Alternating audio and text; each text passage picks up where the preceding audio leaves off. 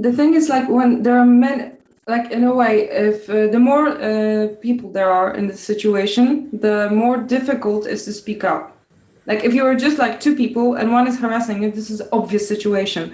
But then you sort of start thinking about it, and it's just like, if you're in a bus full of people, like, who's gonna react exactly? Because so the responsibility is like shared with a lot of people there. Yeah. It's really difficult.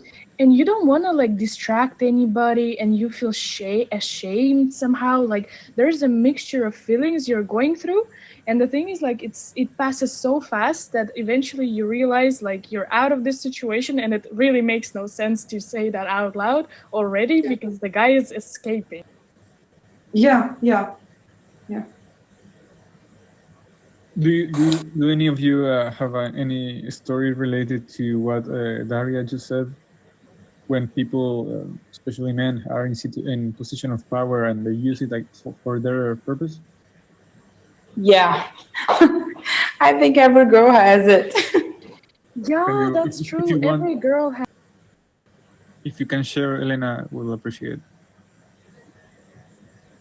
Like, I'm graduating right now, but we have this teacher he's creepy, but like, he's not gonna lose his job. There is a lot of complaint about him. And someday he was talking about that he likes wine. Then he will buy wine and invite all the girls. That was so creepy, dude. He was talking in a way you kind of, because like Daria said, sometimes we blame ourselves, but like deep inside, you know what he's talking about. Yeah, it has happened. Like, I remember at the university, I had a girlfriend, and there was a minute that she was like doing her thesis. You pronounce that? And she had a friend, and sometimes they will go to my faculty to, pick me up for lunch or whatever. And I remember there was this teacher from my department. He was a creep. He was like a 60-year-old, but he was super creep. And every time we would hang out, he did this like sounds. It was really like, I really am even embarrassed of even telling the story. But basically, this guy who was a really socially awkward person, basically.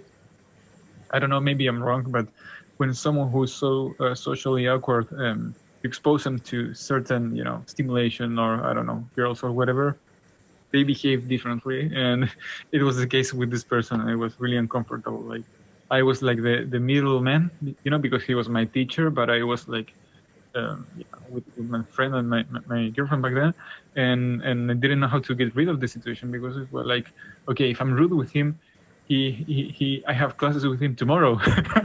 So what the hell do I do? It was really uncomfortable, and I think lots of people have the same situation at the university, at least with certain teachers.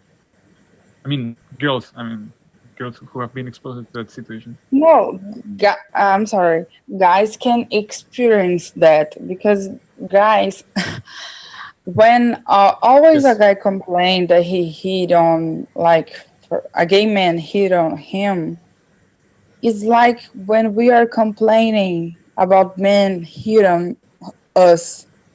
Did you follow me? Like sometimes guys say, "Oh, this dude got so far. I'm not gay. I don't want that." And I said, when guys hit on me, it's like the same. So I think the problem is the guys. And Yeah, but it happens the other way around. Like, as well in university, well, I wouldn't say it was traumatic experience, but one thing really weird happened to me, and it wasn't just my idea, because my classmates said the same.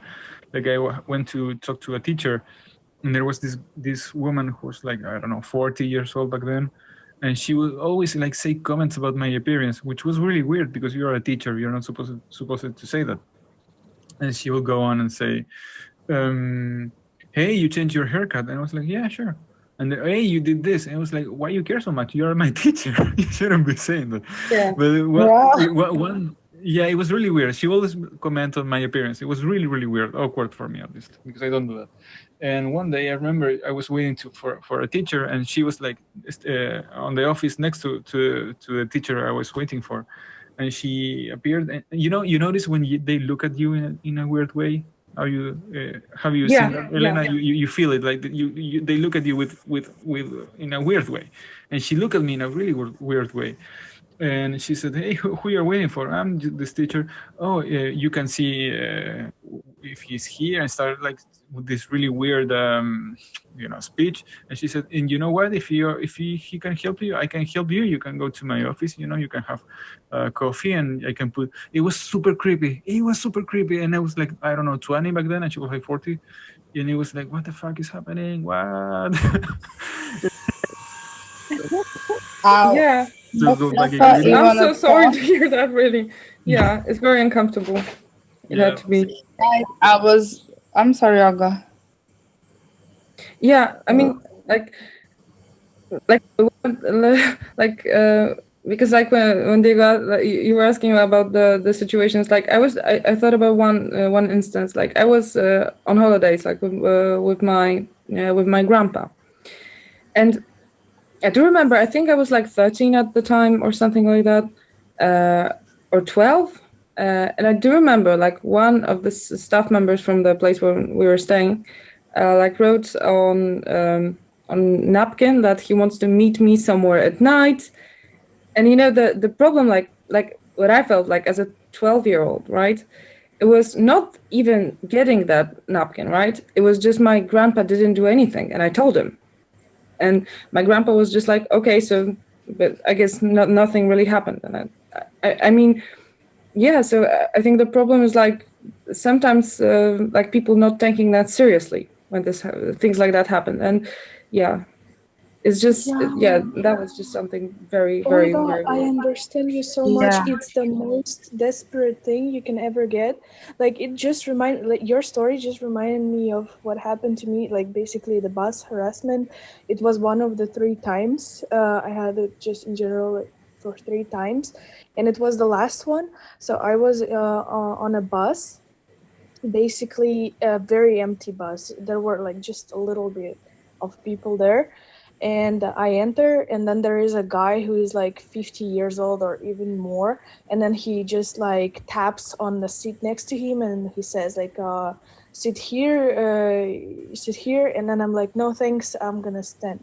So I was standing in the aisle, and he just out of nowhere wants to change his seat.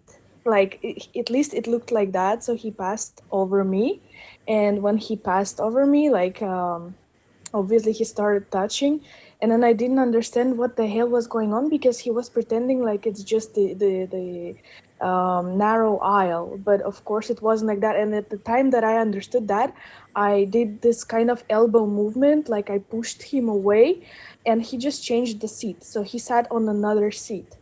And then I look at the woman there, because the woman was there. I look so disgusted. I feel so like horrible. I feel like crying. I don't know what to do. I didn't say anything, of course, because like that's the situation. And then I look at this woman, and she saw that, and she looks at me, and she just nods.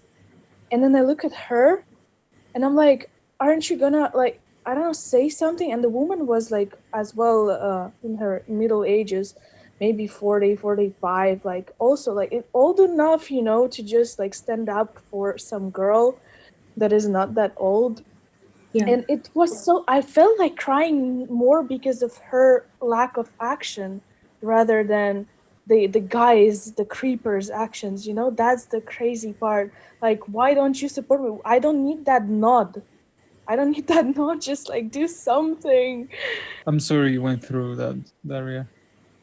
No, it's I'm fine. Like sorry. I already went through. It's a traumatic experience. Thank you so much for understanding, really. But like, yeah, basically, it's a horrible situation, and Olga, I understand you so much. You just expect people to protect you, because I just imagine myself in this situation. I would, since it didn't happen to me, I didn't go through this traumatic psychological shock stage.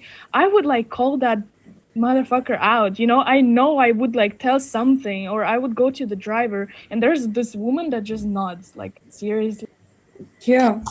I So, mean, I'm Daniel, sorry. I I'm wanted sorry. to I'm add. gonna shut up now. I'm so Sorry. sorry for So I disturbing wanted to Ariel. add this, like why the boys or like the people who are wanting like not help. I had one situation where I saw one of my friend, like I thought that she's like some boys are talking to her and that it was not there, and I stepped up and I tried to help her, but she said, like not at that time, or later she said, why do you think I cannot protect myself or I cannot defend myself? Why do you keep think like that? And after that, I always think until someone asks for help, I usually don't like try to help I someone think unless someone look at me or ask for it. I usually try to not, because I don't want to think that they cannot defend themselves or they cannot shout. I think that us as women, we are already afraid. I think that she was not doing that to harm you or anything, but it's like we are already afraid. We are already look at men like, I need to be smart with the situation. So like that is all woman in the world has a story about harassment. Like I know, like I don't want to say the story of Diego was not true or something. Like I think in Diego's story, we are seeing the name power dynamic between the age. You know, when you have somebody that more powerful and older than you, it's more likely they have more control. You know, like I don't know if you guys know Aaron Taylor Johnson. He's an actor. He married with his wife when she was like 35 or I think 40, and he was like 18. So this is what everybody said that she likes she knows his family. She saw his growing up, and this is fucking creepy. you know It is. like what the hell. Hello, good night, everybody. Hello, good So, evening. sorry, Bruna, and he didn't introduce you. So, hello, Bruna. Sorry for not introducing you. Hello, how are you doing? Okay, so I'm Bruno. I speak from Brazil, and very interesting. The topic that you guys are talking about, I think, is really sad when someone in a higher position act with disrespect to people around. It's really sad.